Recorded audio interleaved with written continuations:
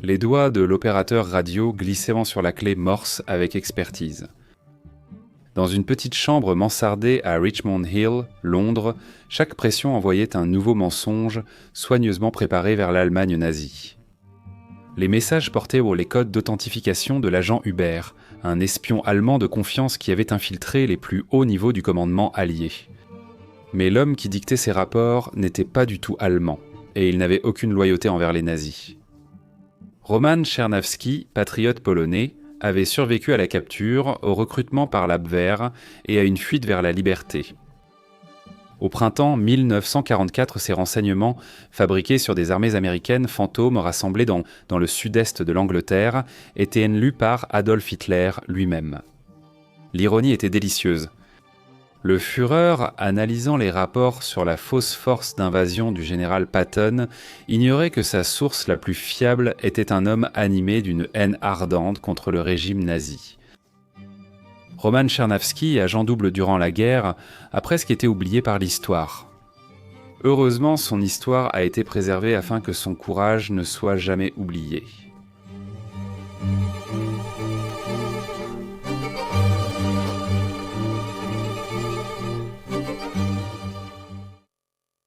Roman Garbi Chernawski est né le 6 février 1910 à Tovst, dans l'ouest de l'Ukraine. À l'époque, la région appartenait à l'empire austro-hongrois déclinant. Roman était d'origine polonaise, mais sa nation en tant qu'État avait été effacée de la carte depuis plus d'un siècle. Lorsque la nation fut miraculeusement ressuscitée en 1918, le jeune Roman trouva sa vocation dans son armée renaissante. Pendant une décennie avant la Seconde Guerre mondiale, il servit comme capitaine au sein du 1er régiment d'aviation près de Varsovie. Grand, il devait loger sa silhouette élancée dans des avions conçus pour des hommes plus petits. Sa prestance égalait son intelligence. C'était un homme qui attirait l'attention dans chaque pièce où il entrait. À la fin des années 30, il était devenu le genre d'officier dont la Pologne avait désespérément besoin. Brillant, dévoué et intransigeant dans son attachement à la patrie. La prestigieuse École supérieure de guerre de Varsovie, principale académie militaire de Pologne, l'a formé comme officier d'état-major d'élite. Le capitaine Chernawski était au département d'organisation de l'armée de l'air polonaise lors du début de la guerre, le 1er septembre 1939. Les chars allemands ont franchi la frontière et, en quelques semaines, son pays avait de nouveau disparu, pris en étau entre la machine de guerre nazie et l'armée rouge de Staline dans un mouvement de tenaille qui a écrasé la résistance polonaise sans aucune pitié. Chargé de la mission impossible d'organiser la défense aérienne autour de Lublin avec les rares avions rescapés de la dévastation de Varsovie, il a été témoin de première main de l'efficacité terrible des tactiques allemandes de combat combiné. La Luftwaffe a rapidement obtenu la supériorité aérienne, exposant les forces polonaises à des attaques dévastatrices de bombardiers en piqué. Ce fut une leçon de guerre moderne qui marqua durablement le jeune officier d'état-major. Alors que la Pologne s'effondrait, Czernowski dut faire un choix que des milliers d'autres allaient méconnaître. Accepter la défaite ou continuer le combat depuis l'exil. Pour un homme qui vivait et respirait pour la Pologne, il n'y avait tout simplement pas de choix. La France a accueilli, mais brièvement. Entre novembre 1939 et mars 1940, Chernawski a perfectionné ses compétences en renseignement à l'école militaire de Paris avant de prendre la tête du renseignement pour la première division polonaise. Lors du Blitzkrieg allemand, à l'été 1940, il s'est retrouvé coincé en territoire occupé. La chute de la France a été pour beaucoup encore plus choquante que la défaite rapide de la Pologne. La nation qui se vantait d'avoir la plus grande armée du monde après la Russie s'est effondrée en seulement 6 semaines. Debout au milieu des décombres des espoirs alliés, Chernawski a conçu une vision audacieuse pour atteindre la supériorité stratégique des Alliés. S'il réussissait à établir un réseau de renseignements couvrant la France occupée, il pourrait transmettre ces informations cruciales à Londres. Le commandement polonais en exil a autorisé son plan et Inter Aliae est né. En anglais, signifiant coopération entre les Alliés, Inter Aliae était destiné à être un réseau d'espions à travers la France dont le but était de recueillir des renseignements militaires, sur les mouvements de troupes allemandes, les fortifications et d'autres cibles stratégiques, puis de les transmettre à la Grande-Bretagne par radio clandestine et par des routes de courrier. Pour opérer clandestinement, il a adopté l'identité d'Armand Borny, obtenant le véritable certificat de naissance de l'homme décédé, ses vêtements et même son vieux vélo. L'histoire raconte qu'il a parcouru à vélo près de 500 km jusqu'à Paris, franchissant les postes de contrôle allemands avec rien d'autre que de faux papiers et des nerfs d'acier. Tchernavsky était très patriote, mais cela ne suffirait pas pour créer un réseau d'espionnage à partir de rien. Heureusement, il avait l'esprit analytique d'un officier d'état-major. Tchernavsky comprenait que son fort accent polonais rendait le recrutement difficile parmi les citoyens français déjà méfiants à l'égard de l'influence étrangère. Il avait d'abord besoin d'un recruteur. Le destin lui apporta bientôt une réponse sous la forme de Mathilde Carré, une Française instruite dotée de l'assurance et des relations dont il avait désespérément besoin. Carré, nom de code Lachat ou Le Chat, devint sa secrétaire, sa compagne et sa principale recruteuse. Ensemble, ils ont créé quelque chose de remarquable. Carré trouvait des recrues volontaires et Tchernavsky les formait aux bases de l'espionnage, leur apprenant à observer les insignes organisationnels allemands et les marquages codés par couleur avec une précision scientifique. La croissance du réseau a été rapide. Tchernavsky analysa brillamment les réactions du public français à l'occupation nazie. D'abord le choc et la stupeur, puis la résignation, ensuite l'agacement, et enfin une haine croissante qui alimenta le désir d'agir et de résister. C'était un environnement de recrutement idéal pour son organisation en croissance. Tchernavsky a divisé son réseau de plus de 160 agents en 14 secteurs, avec des protocoles spécialisés pour les planques et les dépôts de courrier, utilisant parfois une école de langue très fréquentée ou des toilettes publiques comme boîtes aux lettres. Il apprenait aux agents à lire les marquages militaires allemands.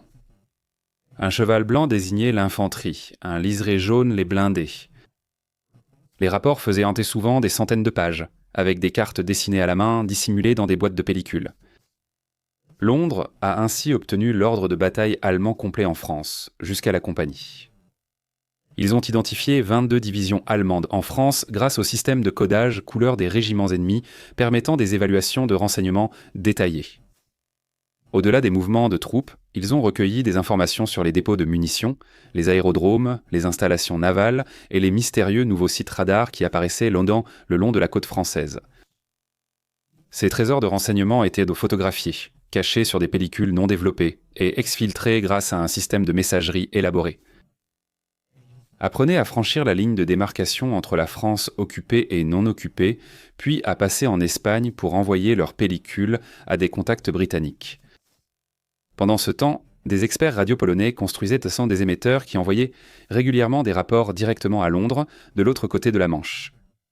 Tchernavsky lui-même a effectué 18 passages illégaux de la ligne de démarcation, chacun comportant un risque personnel considérable. Mais le succès a engendré la vulnérabilité. L'accent de Tchernavsky sur la collecte agressive de renseignements via des groupes de patriotes amateurs en rapide expansion a généré des faiblesses structurelles.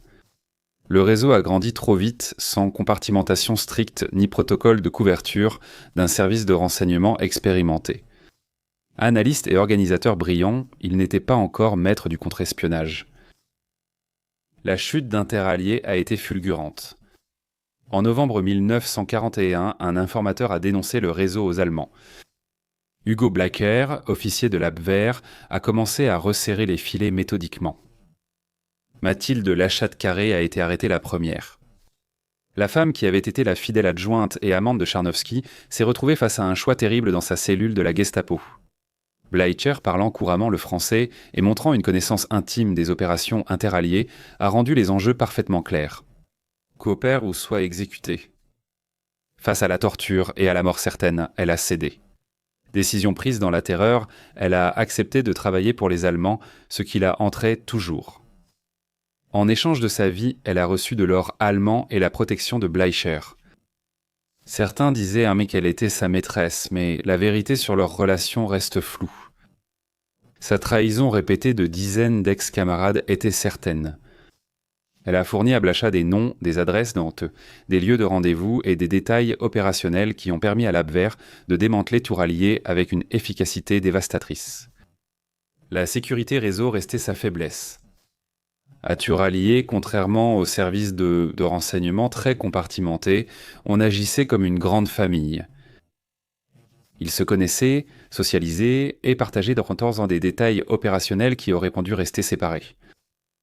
Lorsque Carré a commencé à parler, elle menaçait de dévoiler pratiquement toute l'organisation. Dans la nuit du 17 novembre 1941, ils sont venus chercher Tchernavsky. L'arrestation a été rapide et professionnelle. Pas de course-poursuite dramatique ni de fusillade, juste un coup frappé à la porte et la froide réalité des menottes.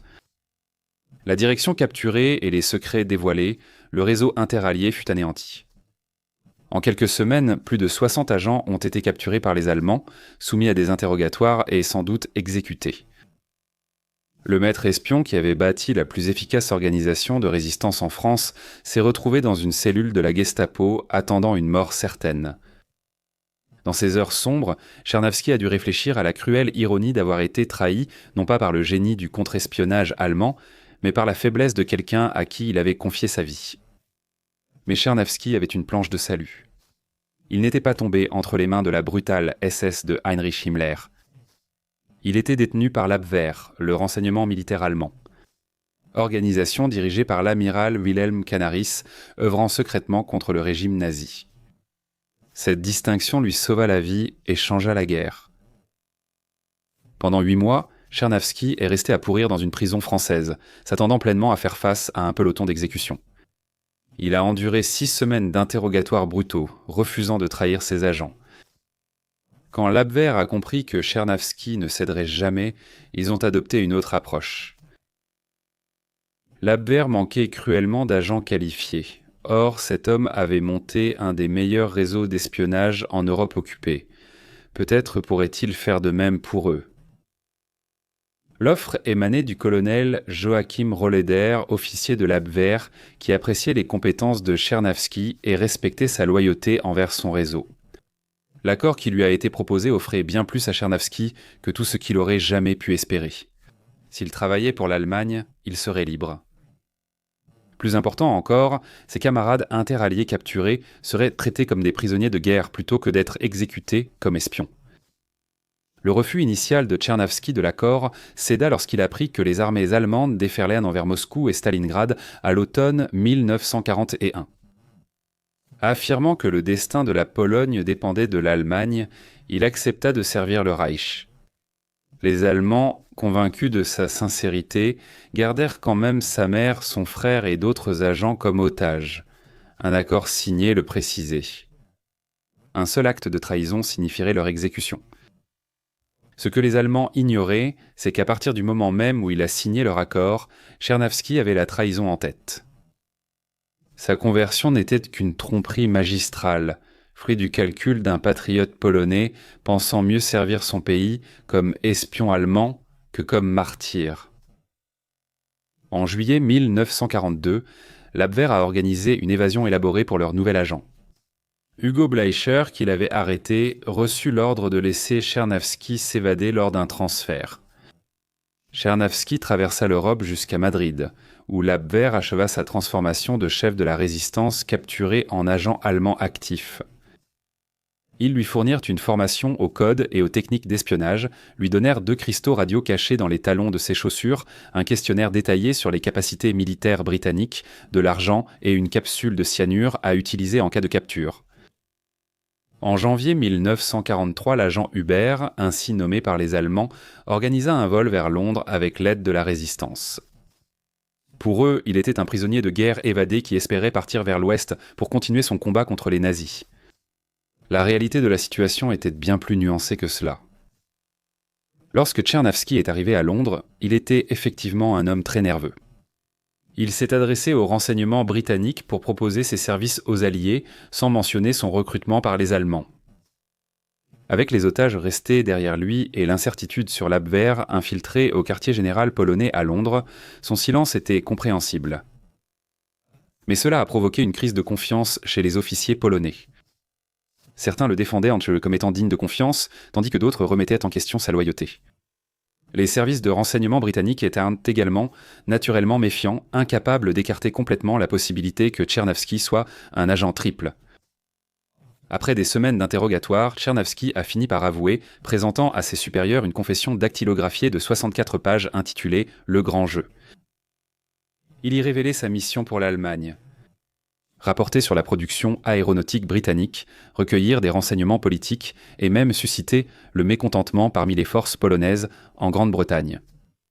Il a toutefois affirmé que son intention avait toujours été d'agir en tant que double agent pour détruire le régime nazi de l'intérieur. Le ministère de l'Intérieur 5 est resté méfiant mais optimiste. Les décrypteurs de Bletchley Park, lisant Enigma, connaissaient déjà l'agent Hubert. Il craignait toujours que Tchernavsky ne soit un agent triple sophistiqué, dont les rapports devraient être interprétés à l'envers pour découvrir la vérité. Alors que le ministère de l'Intérieur 5 évaluait ses options, Tchernavsky fit quelque chose qui renforça involontairement la confiance avec les services de renseignement britanniques. Anticommuniste convaincu, Tchernavsky apprit qu'un général polonais de l'armée de l'air avait assisté à une réception à l'ambassade soviétique à Londres. En réponse, il rédigea et distribua un pamphlet dénonçant les actions du général comme une trahison. Les autorités polonaises durent l'arrêter pour grave insubordination. Paradoxalement, cette crise a scellé sa valeur. Les Allemands n'auraient jamais ordonné ou prévu une cour martiale. C'était authentiquement Tchernavsky. Son geste apparemment autodestructeur a convaincu le ministère de l'Intérieur 5 de la sincérité de ses convictions politiques et qu'il n'obéissait pas à un plan allemand. La faction du ministère de l'Intérieur 5 qui le soutenait a finalement gagné le débat. Intégré au système de double jeu, il est resté étroitement surveillé. N'étant plus autorisé à utiliser sa propre radio, il a d'abord été utilisé uniquement pour transmettre des renseignements de faible importance. Le ministère de l'Intérieur 5 lui a attribué un nom de code reflétant leur vision de cet agent ambigu. Agent Brutus. Début 1944, les Alliés affrontaient leur plus grand défi, débarquer sur la forteresse européenne d'Hitler. L'opération Overlord réussirait ou échouerait en fonction de la capacité à obtenir l'effet de surprise tactique face à l'imposant mur de l'Atlantique. C'était un réseau de bunkers, d'artillerie et d'obstacles allant de la Norvège à la frontière espagnole.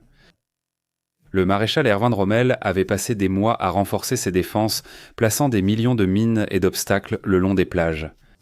Les Allemands avaient 50 divisions en France, dont 10 divisions de panzer capables d'écraser toute force d'invasion si elles se concentraient sur le lieu du débarquement.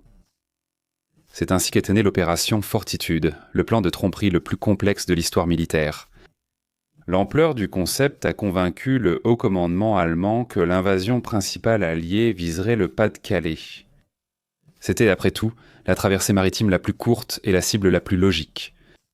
Les véritables débarquements sur les plages de Normandie apparaîtraient simplement comme une attaque de diversion. Pour réussir cette tromperie, les Alliés ont créé une armée fantôme, le First United States Army Group, prétendument dirigé par le général George Patton et basé dans le sud-est de l'Angleterre.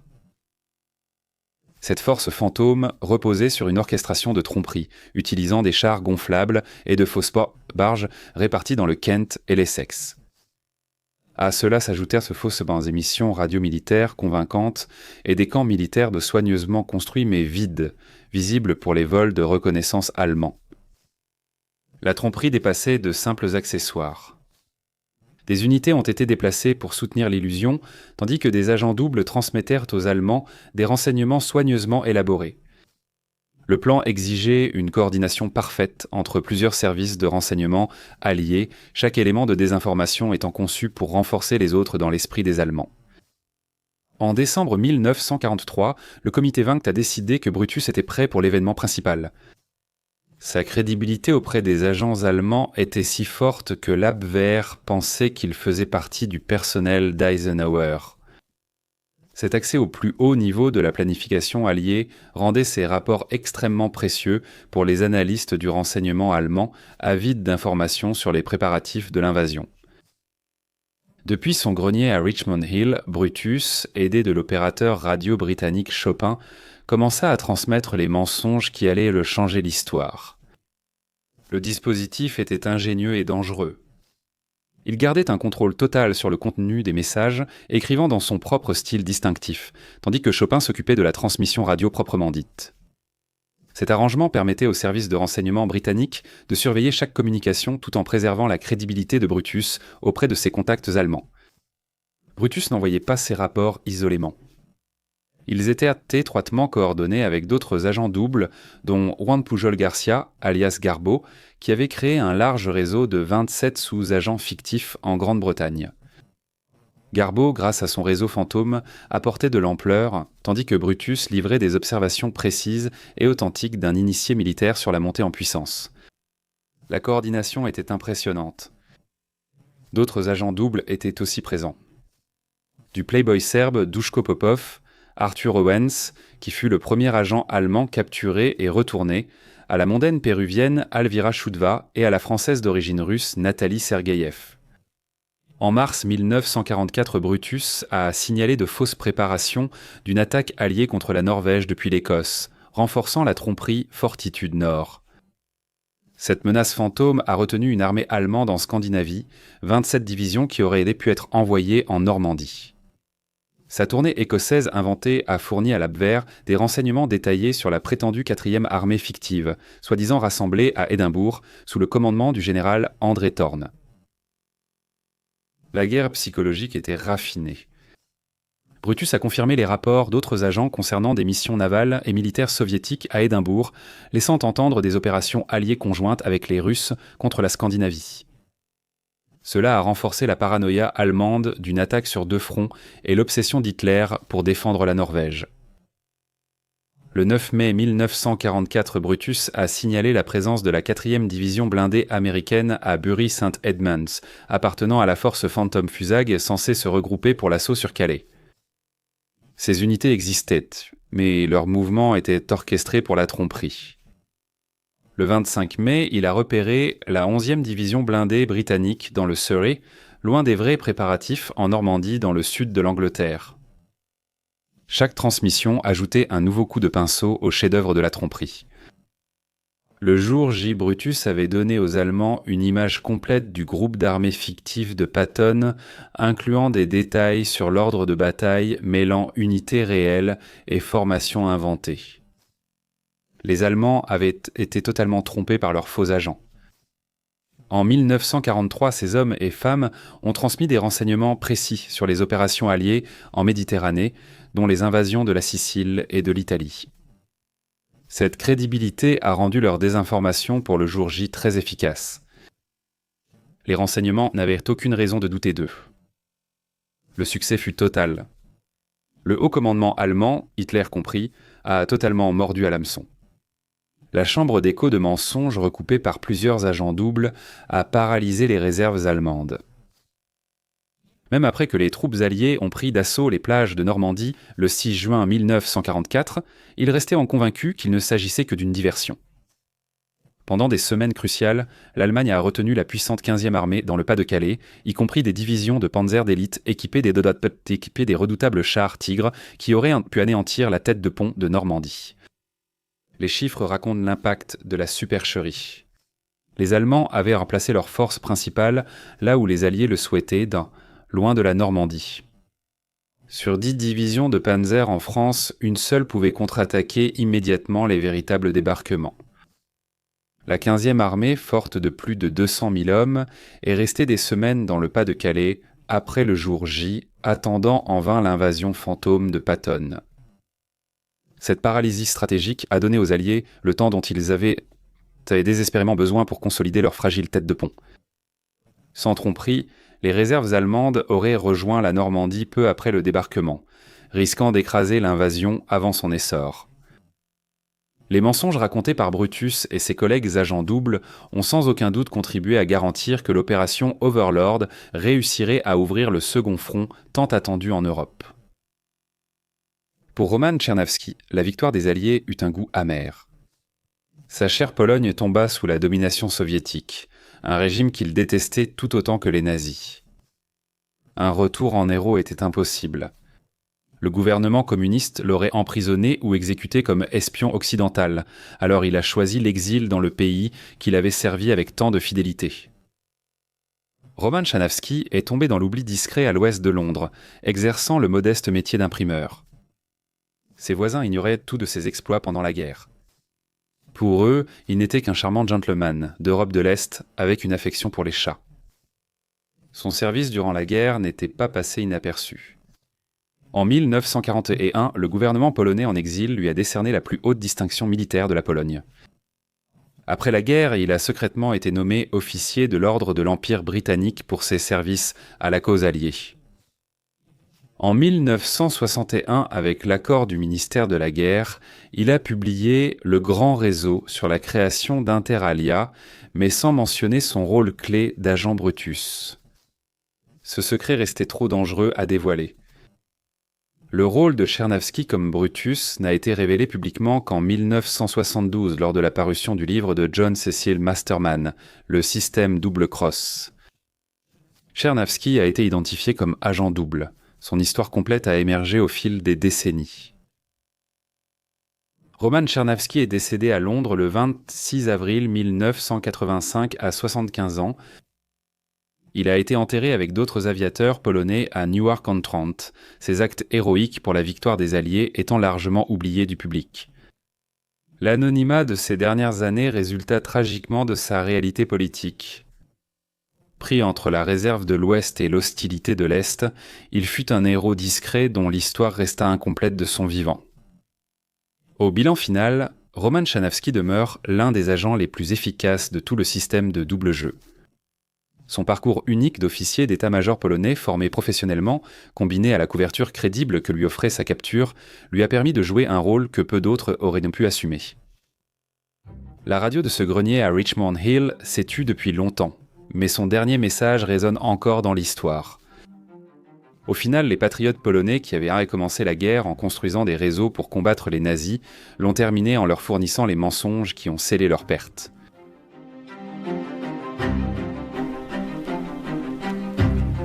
Merci.